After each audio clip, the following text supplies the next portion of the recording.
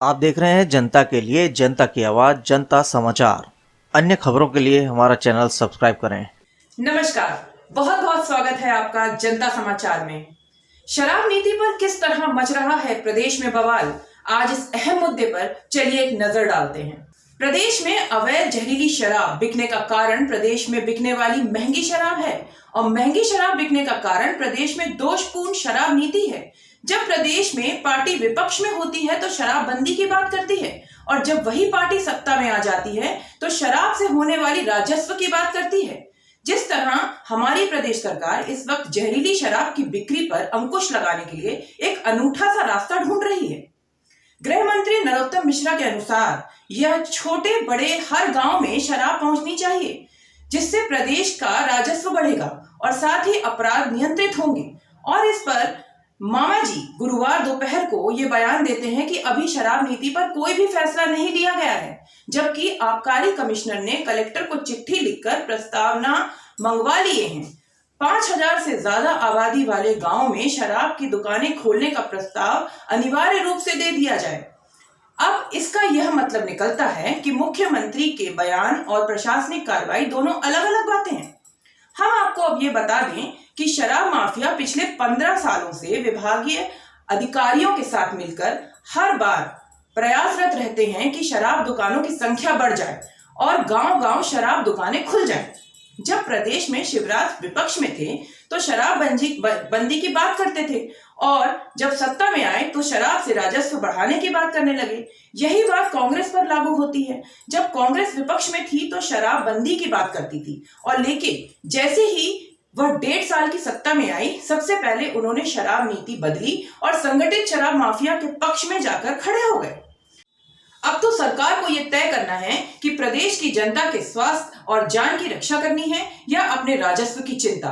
इस मुद्दे पर शुरू से जनता दल यू प्रदेश में शराबबंदी की बात करते आया है और जिस प्रकार नीतीश कुमार ने बिहार में इच्छा शक्ति और कड़ाई के साथ शराबबंदी लागू की, उसकी सराहना आज पूरा देश कर रहा है। आइए देखते हैं वक्त के साथ कैसे हमारे प्रदेश के नेताओं के सुर बदले। प्रदेश को मदिरा प्रदेश ना बनाएं। हमारी सरकार रहते हुए हमने सदैव ये प्रयास किया कि शराब की दुकानें ना बढ़े, धीरे धीरे उनको कम करने का अभियान हम शुरू करें। जो करो तो आपकी कार्यशैली में दिखना चाहिए। आप मध्य प्रदेश की गरिमा के साथ 12 साल 13 साल इस प्रदेश के मुख्यमंत्री रहे हो। मेरा आग्रह है आपसे, हाथ जोड़कर प्रार्थना है कि सत्ता की राजनीति और विपक्ष की राजनीति में अंतर न दिखे। वो तो खैर ठीक है। और प्रदेश को नशा मुक्ति की दिशा में ले जाएं। उस समय भी प्रस्ताव आते थे आबकारी विभाग के, हर साल 300-400 शराब की दुकानें बढ़ा दो। हम लोगों ने अपनी कैबिनेट में कभी भी शराब की दुकान बढ़ाने का कोई प्रस्ताव लेके भी आया तो उसको पूरी सख्ती के साथ मना किया। फिर यही तो झूठ। मैंने शराब को लेकर उनके स्टेटमेंट आज पढ़े और जब वो स्टेटमेंट पढ़े तो उनका उत्तर जो मुझे मिला था, 10 देशों का जिक्र करते हुए उन्होंने शराबबंदी नहीं हो सकती इसका कारण बताए थे। नई शराब की दुकानें ना खुले, पुरानी जो शराब की दुकानें थी उनको कैसे कम करें। नर्मदा तट पर जो शराब की दुकानें थी 5 किलोमीटर तक, 78 दुकानें हमने बंद की और हमारा प्रयास था कि धीरे धीरे हम इनको कम करने की कोशिश करें। अगर रोटियां सेकोगे तो मैंने जैसा पहले कहा है कि रोटियों का राजनीति का जवाब राजनीतिक तरीके से दिया जाएगा। मैं आपके घर आके आपसे आमने सामने सवाल करूंगा ये सारे शिवराज सिंह जी, और फिर आपके पास उत्तर नहीं मिलेगा। इसलिए अनुरोध है कि जो बोलो सोच समझ के बोलो। लेकिन इस सरकार ने अब तर्क तो दिया है, अलग अलग अजूबे तर्क हैं,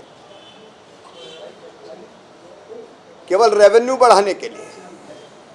तो आपका दोहरा मापदंड कैसा, सवाल ये है। और इसके खिलाफ मैं हमेशा शिवराज सिंह जी कहता हूं कि आप सत्ता में थे वैसा व्यवहार करो। आप ये बताओ कि आप सत्ता में थे तब कोई बात मध्य प्रदेश के संदर्भ में होती थी, हितों की बात होती थी, मनमोहन सिंह जी के खिलाफ आप धरना देते थे, आप वहाँ पे मार्च करते थे, कोयला यात्रा करते थे। अब जो फैसले किए हैं, कोर एरिया में भी बार के लाइसेंस दिए जाएंगे और जितनी शराबें हैं देसी और विदेशी मदिरा की, सब में अहाता वार साफ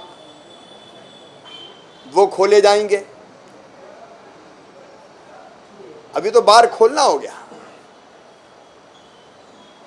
और तर्क अजीब है, लोग वैसे ही पी रहे हैं बैठ के, तो हम अच्छे से पिलाएंगे। अगर कोई गलत ढंग से बैठ के पी रहा तो आप रोकते क्यों नहीं? आप कार्रवाई क्यों नहीं करते? अब क्या आपको सांप सूंघ गया शिवराज सिंह जी? क्यों नहीं करते हो आप?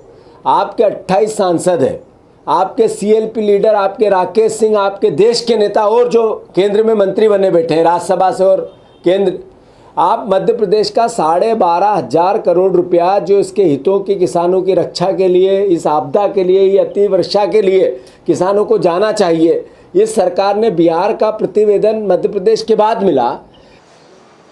अब हर शराब की दुकान में बार साफ होगा। मुझे मेरी समझ से परे है। इससे लाभ क्या है? ये लोगों के स्वास्थ्य के साथ खिलवाड़ है, ये कानून और व्यवस्था की स्थिति के साथ खिलवाड़ है। अपराध, विशेषकर महिला अपराध, बेटियों के प्रति अपराध। अब क्या आपको सांप सूंघ गया शिवराज सिंह जी? क्यों नहीं करते हो आप?